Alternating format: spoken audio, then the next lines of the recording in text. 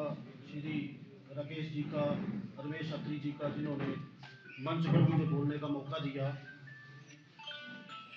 मंच पर विराजमान श्री सीपी कल्याण सभा के संस्थापक सदस्य श्री निहालूराम जी, उनके साथ बैठे अफसरान, क्योंकि ज़्यादा मैं जानता नहीं हूँ नाम इनके बारे में। और पहले तो मैं मुबारकबाद देना चाहता हूँ रमेश अत्री और इनकी पूरी टीम को कि इनके सफल प्रयासों से जो है हमारा चंबा में सीपी कल्याण सभा का हमारा अपना भवन जो है लगभग तैयार है। उनके लिए ये बधाई के पात्र हैं। दोस्तों, मैं ज़्यादा समय नहीं लेना चाहता और ना ही लूँगा। मैं सीधे मुद्दे की बात करूँगा कि मैं बचपन से जब मैं स्कूल पढ़ता था तो जब हमसे पूछा जाता था कि आपकी जाति क्या है, तो हम अपनी जाति को छिपाते थे, हम गद्दी बोलते थे। तो जैसे जैसे मैं बड़ा हुआ, खैर बीच की बातें पता लगने लगी भी अंतर क्या है, तो दिल में एक टीस थी कि यार हमारी भाषा एक है, बोलचाल एक है, हर चीज़ एक जैसी है, फिर हम थोड़े से अलग क्यों हैं, हम क्यों एससी में हैं और हमारे जो दोस्त थे वो क्यों एसटी में हैं। तो करते करते करते चलते रहे, बड़े हुए। फिर मुझे 2019 में श्री राकेश जी के द्वारा सीपी कल्याण सभा में जाने का मौका मिला, तो मैंने इस मुद्दे को गहराई से समझा। फिर जब इनके साथ चलते रहे तो मैं स्पेशली फोकस इन पे यही डालता था कि बाकी तो सारे हमारे अपने काम है, चाहे भवन बनाना है, चाहे वन महोत्सव मनाना है, चाहे नवाड़ा करना है, लेकिन मेन शब्द है हमारी जाति की दुरुस्ती। तो खैर चलता रहा, कारवां चलता रहा। फिर हम गद्दी सीपी उत्थान संस्था से जुड़े, तो वहाँ भी हमारे सभी के प्रयासों से हमने श्री देशराज अत्री जी को प्रदेशाध्यक्ष बनाया। लेकिन उनका जहाँ भी सम्मेलन हुआ हम वहाँ जरूर गए, लेकिन पर्दे के पीछे मैं उनको यही बोलता रहा कि अध्यक्ष जी आप अच्छा काम कर रहे हैं, नवाड़ा भी अच्छी बात है, वन महोत्सव भी अच्छी बात है, ब्लड डोनेशन भी अच्छी बात है, मैं 18 बार ब्लड डोनेट कर चुका हूँ।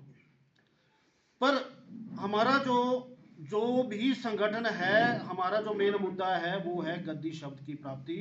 और दोस्तों, मैं इसके लिए आपको बधाई देना चाहता हूँ। हमारे बीच मुझे तो आज ही पता लगा है कि ऐसी महान हस्तियां बैठी हैं जिनकी डायरेक्ट सीएम साहब से बातचीत है। तो मैं इनके ध्यान में लाना चाहता हूँ कि एसटी का स्टेटस तो हमें 2003 में ही मिल गया था गद्दी समुदाय से, और उसमें कहा गया था नोटिफिकेशन में कि गद्दी समुदाय में 13 उपजातियां आती हैं, जिनमें किसी कारणवश, क्योंकि हमारे लीडर तो ऊपर थे नहीं, हमारी कास्ट में मैं तो खुशी आपको मुबारकबाद धन्यवाद देना चाहता हूं कि ऐसी महान हस्तियां जो सरकार में डायरेक्ट पहुंच रखी है, कृपया इनके लिए ताड़ियां जोड़कर। तो किसी कारणवश हमारे साथ भेदभाव हुआ, 6 कास्टें हमारी वहां भी रह गई। उसके बाद हम चलते रहे। फिर मुझे पता लगा कि एक हिमालयन मेरा कहने का अभिप्राय है कि सीपी लोग, हाड़ी लोग, बाडी लोग, सभी ने अपने अपने लेवल पर संगठन बनाए और सरकार से मांग की इसके लिए। लेकिन जब किसी की भी मांग नहीं मानी गई तो ये सारे एक मंच पे इकट्ठे आ गए, क्योंकि सरकारें देखती है सर संख्या बल, जहां संख्या बल ज्यादा होगा वहां सुनाई ज्यादा होती है, वहां काम ज्यादा। तो इन्होंने हिमालयन गद्दी यूनियन का क्या किया, एक गठन किया और उसके माध्यम से इन्होंने गद्दी शब्द की प्राप्ति के लिए एक मुहिम छेड़ी। और मैं आपको बताना चाहता हूं, अत्री साहब को शायद अब थोड़ा ज्यादा इंटरेस्ट लेंगे मेरे बताने के बाद, कि हमारा एक समुदाय, अब एक प्रतिनिधि मंडल बनी खेत में श्री कुलदीप सिंह पठानिया जो कि स्पीकर है विधानसभा, उनसे मिला है और उन्होंने मुझे बताया है कि आपका काम हम जल्द करने जा रहे हैं। मेरे इस दौरे के बाद उन्होंने बोला है कि रेवेन्यू सेक्रेटरी के पंत जी जो हैं वो फॉरेन गए हुए हैं, चीफ सेक्रेटरी को सीएम साहब ने बोल दिया है कि ये काम करना है किसी भी हालत में। तो हम आज कुलदीप सिंह पठानिया जी शिमला जा रहे हैं, तो काइंडली अत्री साहब आप भी थोड़ा संपर्क कर लेना। और उन्होंने बोला है जा करके हम आपका डेलीगेशन शिमला बुला रहे हैं, मुख्य सचिव जी, रेवेन्यू सेक्रेटरी भी, और आपका काम हम फाइनल कर रहे हैं। उसमें हम सिर्फ ये देखना है कि जब हमने इसकी नोटिफिकेशन करनी है तो कोई कोर्ट मैटर ना बने। तो दोस्तों, आप सभी बधाई के पात्र हैं। जो हमने मुहिम छेड़ी थी, आज लगभग वो पूरी होने जा रही है।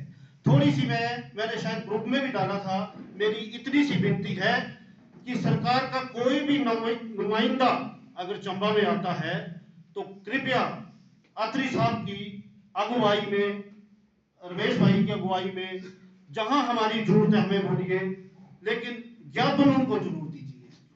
और बाकी मुझे जहां तक उम्मीद है, संजीव अत्री जी के नॉलेज में ये विषय आ गया है, तो सर काम फाइनल स्टेज में है, हमें दोबारा से शुरुआत करने की कोई जरूरत नहीं है।